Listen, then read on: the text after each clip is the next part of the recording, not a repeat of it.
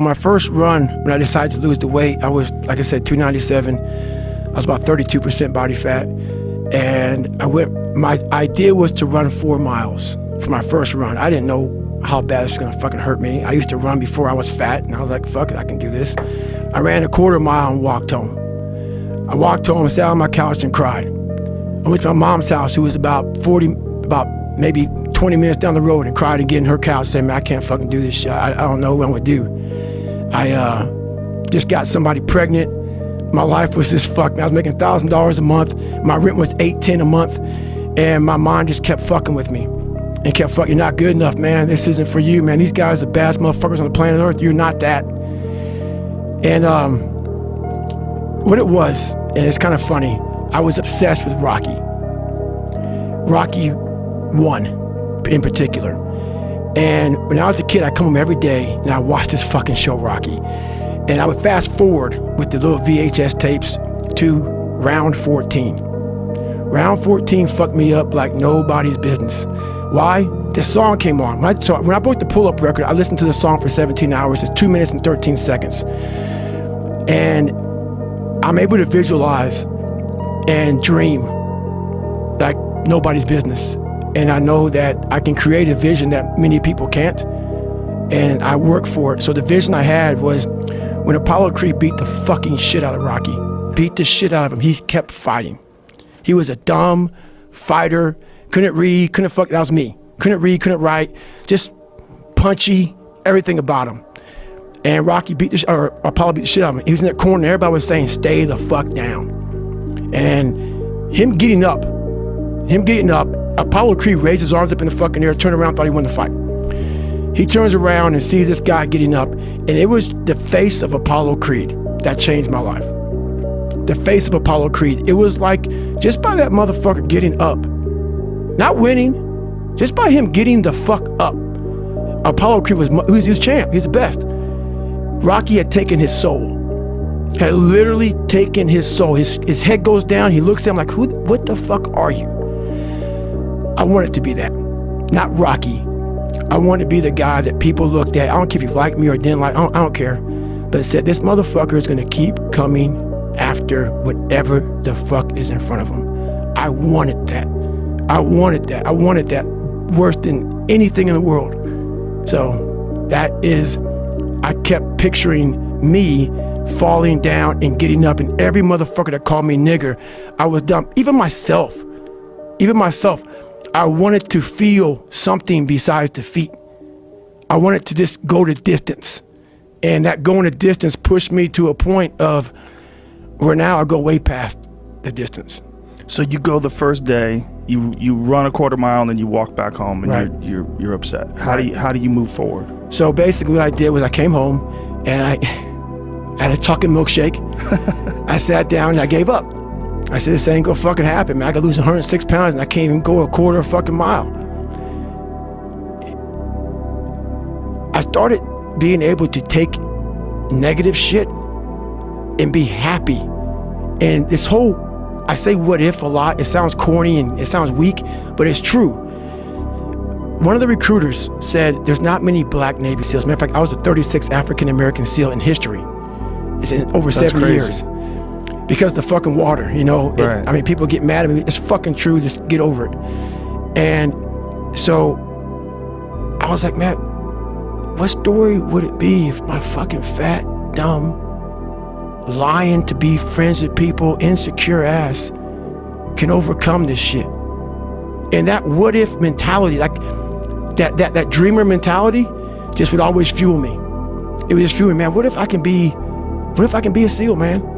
What if I can go from running a 1/4 fucking mile, now I run 205 miles. What if I can go, what if I can go, and what if, how would that feel if I'm graduating? Because I'll never forget at that graduation thing I was talking about, 224, like the video I sat down and watched.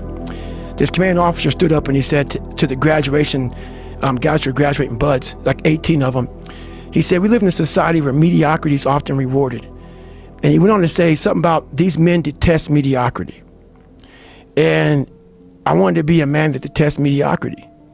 It got me in a lot of trouble in the SEAL teams and going forward in my life, because I started looking down on people for not going hard as fucking shit. And I started to create different things, but that's for a different day. But I just believed that, my whole mind changed. That is a problem that a lot of people who work hard do have. You get angry at people who don't work hard to the point where you want to insult them. You want to smack them. And it's really because you're scared of seeing that yourself. Yeah, that's probably the truth. That's probably the truth. So I guess a lot of times in my life I would see people, and it probably was a direct reflection of who I was.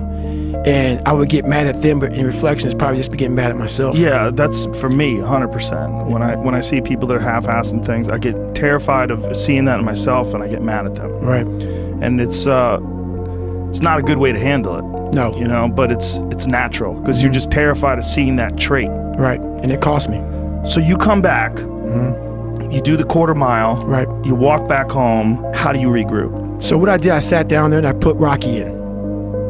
I got my milkshake, put Rocky. I said, you know what? I was big time in Rocky and Platoon.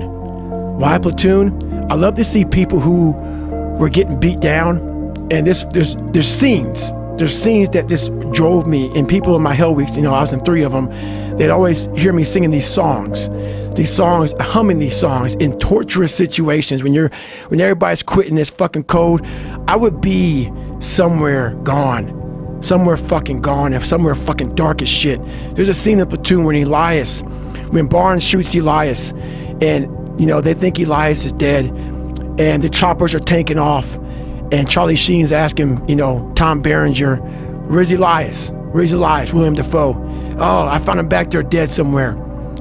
And through the woods, the Viet Cong is chasing Elias through the woods, and they're shooting him in his fucking back. And all he wants to do is get to the fucking chopper. He's getting shot in his back, he's getting up, he's getting shot in his back, he's getting up. And you see this guy just fighting.